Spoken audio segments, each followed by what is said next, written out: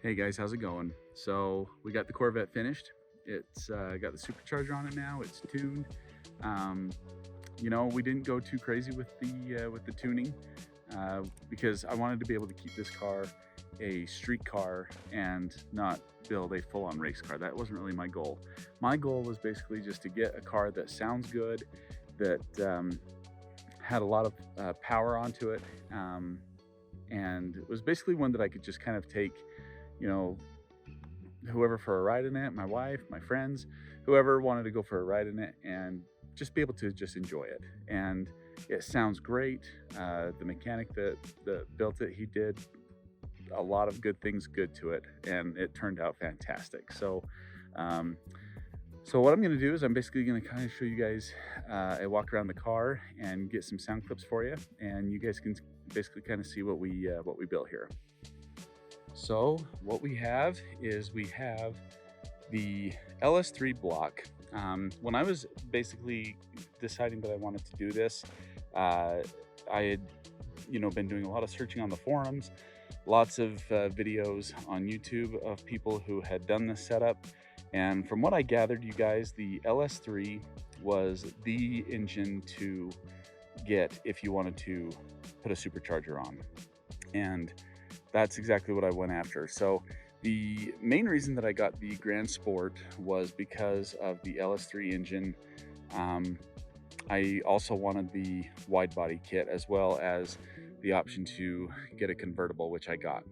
The Z06 has the LS7 motor, which it's still a really good motor, but it does have the valve drop issue that scares a lot of people off. So I did not really want to have to deal with that. Plus, with the C6, you can only get the Z06 in a hardtop. It's not removable, and I wanted to be able to enjoy the sunshine with my wife. We actually went for a drive up the canyon the other day. We had the top off, and we enjoyed the sun. We enjoyed the entire cruise through the canyon, and it was just really enjoyable. And so it just made me realize how much I love having a convertible, or at least a removable top of some sort, which is the main reason why I didn't go for the Z06. And the LS3 engine has so many wonderful things to it, and the TR6060 transmission that comes in every 08 upwards car that Corvette makes. The TR6060 is a great transmission, and it has been able to withstand a lot of abuse. This car isn't making anything crazy. We were able to get it dynoed at about 575. However, it is still running the stock exhaust manifolds and the headers. And so what I have been finding also is that if I were to replace these from the Grand Sport with the Z06 or the ZR1 headers and manifolds, with the cats, then I would be able to probably bring out an extra maybe 20 to 30 horsepower on this car without doing anything to the supercharger. So I think that might be one of the next things I do to the engine, is actually just upgrading the headers and manifolds and all of that stuff, basically the entire exhaust system of a Z06 onto this, and having it create some great power there. The other thing that I could do is actually pulling it down, which we're going to talk about that right now. So this supercharger is an A&A kit, and it is the TI head unit. And so the TI head unit has a much better, much louder, I guess, gear sound than the SI unit. And I wanted that because I wanted to hear a little bit more whistling and things of that nature. So this unit, I got the entire kit off of Facebook Marketplace for just around it was around $5,000. To install the whole system, the mechanic that did it, because he did a lot of R&D with me, research and development, to kind of create certain things that I wanted for the supercharger. It was a pretty expensive install. It was around $3,000 to get it installed, but I basically got everything the way that I wanted. However, putting this unit on also came with a couple of challenges. But one of the main challenges that we went with was fixing the stock radiator and replacing it with an upgraded radiator. So you'll see right here, we got a shortened radiator from CSF, and that is the new upgraded radiator that we got. And the reason I did that was because the intake, I didn't want to have to deal with the cutting and fabricating of the existing radiator, and honestly I just wanted to upgrade it anyway, because you know these things have a tendency to get really warm, and I wanted to just get more coolant to flow through the radiator. So I went ahead and just got the shortened radiator from CSF, and I also upgraded the fan setup to be a dual fan setup from ProSpeed fans. And so these fans I've been doing a lot of research on, and they are just absolutely fantastic. They cool the air really fast. They bring the temperatures down a lot. I would highly suggest that if anybody is going to do this setup, this is definitely a good upgrade to get. The radiator, the reason I went with CSF versus DeWitt's, a lot of people swear by DeWitt's, and there's good reason for that, but DeWitt's was about $1,000, and this CSF radiator was around $600. I think it was $599. So for half the price, you basically get the exact same radiator setup, and it's a shortened one. DeWitt's also offers a shortened one that you can get, but it was just the one thing that I wanted to upgrade, along with the fans. You can kind of see those things down there, and they just look awesome. Now, in order to run those fans, I had to upgrade the alternator. And so the alternator, this is a 250 amp alternator with the big 3 wiring kit. So you can kind of see how that works.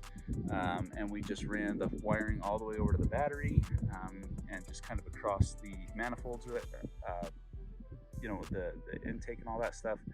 And if you guys get this radiator, if you upgrade the radiator, then you absolutely have to get the big 3 wiring kit.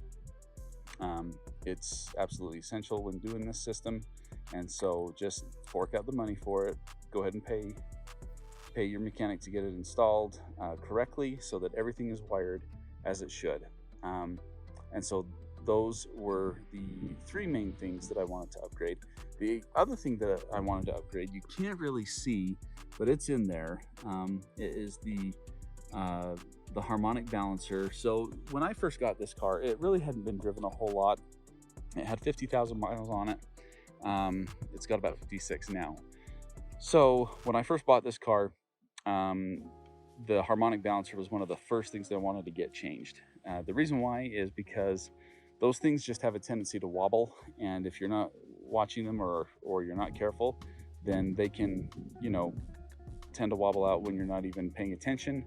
And you know, it's just kind of a time bomb waiting to happen for these things.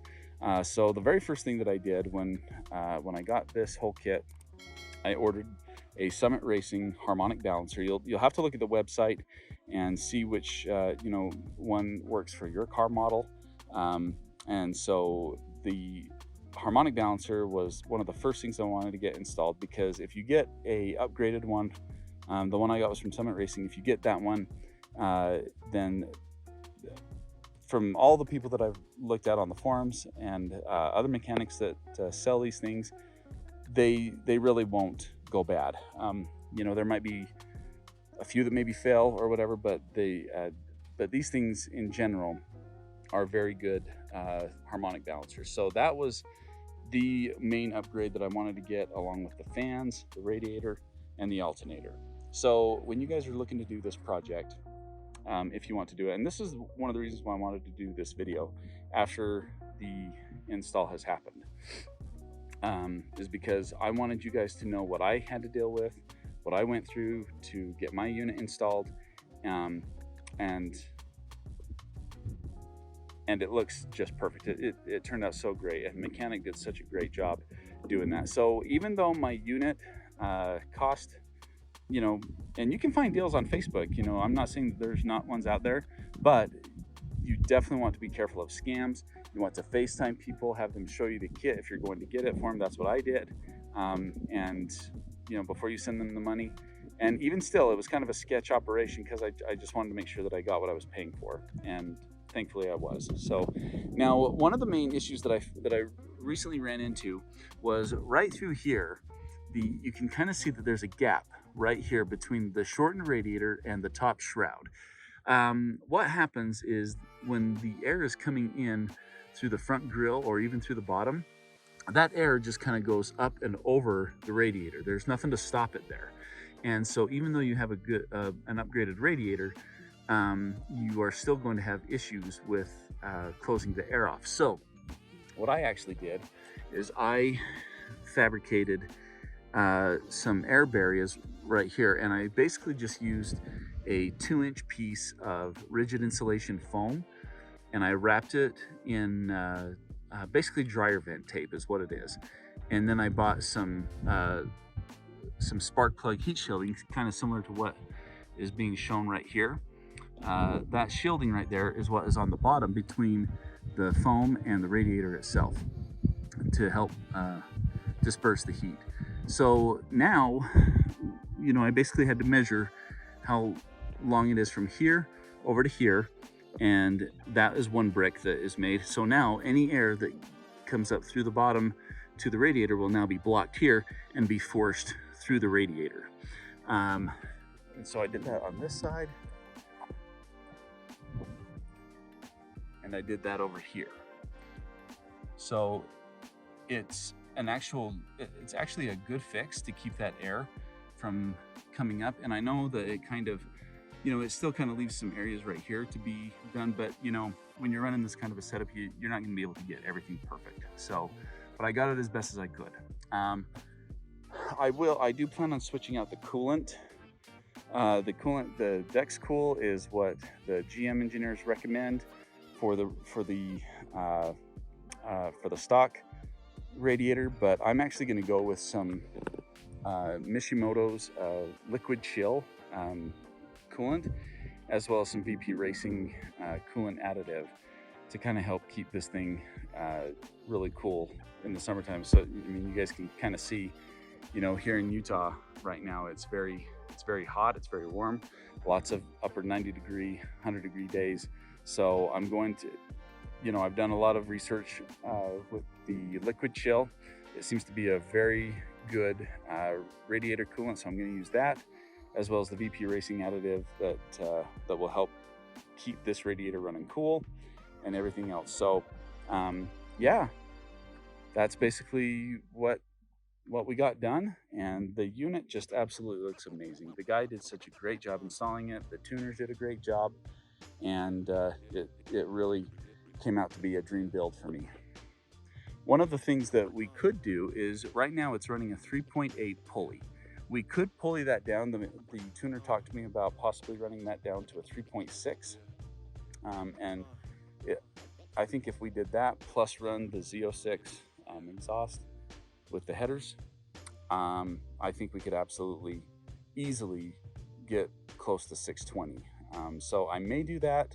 I'm not sure yet if I want to, you know, bother, you know, using a pulley, pulling it down to a smaller size. I may just go ahead and do the exhaust and just kind of call it good from there, because again, I didn't, you know, build this to be a race car. This is a convertible, this is a cruiser. I basically built this to be a canyon cruiser and just something to have a lot of fun with. So anyways, guys, that is the A&A kit that has been installed. It's a fantastic kit. I highly recommend anybody that wants to do a supercharger system on their car. These centrifugal blowers are so cool, and you know, when I was first looking at doing this, you know, it was really the most affordable way to do it without breaking the bank. So if you guys have an LS3 Corvette and you want to get some really good power, I highly recommend going with this. And we're going to also get some sound clips, because instead of going with the stock setup for the blow-off valve, I actually went with a different blow-off valve setup, and it just sounds amazing. So we're gonna get some sound clips of that and let you guys hear what that sounds like. All right, guys, so we went ahead and started the car up, and you can just kind of listen to how this thing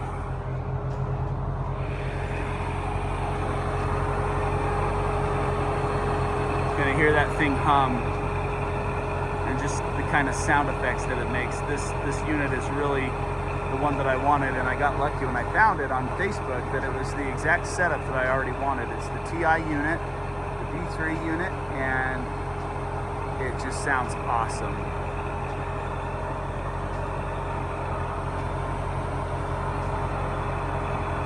All right, so now we're gonna give a couple little blow-off valve whoosh sounds and see what you guys think. All right, guys, so now I'm inside the car. I'm gonna give you guys a couple of whoosh sounds to let you hear the blow-off valves.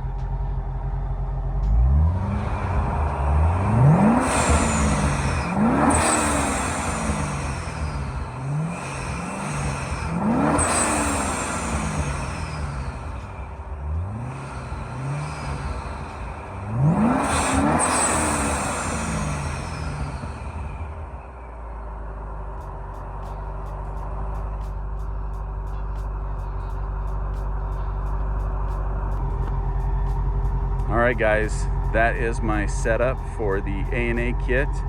I just couldn't be happier with this. You know, it makes enough power. Turn this off for a minute here. It makes enough power to make me happy, and the sounds that it makes just rolling down the road is just incredible. So it's a great system. If you guys are looking to do something like this, I highly recommend it. You will not be disappointed. Just make sure that you guys get somebody who knows what they're doing. If you're not comfortable doing it yourself, I obviously was not, so I went with somebody who could do it. And there were a lot of things that happened after the build was finished that needed to be fixed. Not the mechanic's fault or anything, but just things that we found later that if I would have done it, I never would have known what were some of the issues. Some of the issues were things like the ABS light would keep coming on, the traction control would keep coming on, and that was because some things in the computer needed to get reprogrammed. So if you guys deal with stuff like that, then you'll know what I'm talking about. But overall, this is a great kit, great setup. I love every bit of it, and yeah, it's a lot of fun. So I highly recommend you guys do this if you want, and just enjoy your Corvette, man. You guys have worked hard for it, and it's a safe, reliable kit that if you tune it correctly, then it'll last you for a long time. So anyways, guys, that's it. I hope you enjoy the presentation on the kit itself and to the reasons why I got it. And hopefully if you guys decide to do it, you can kind of take some tips from me and just build yourself a great, reliable Corvette that you can drive and enjoy.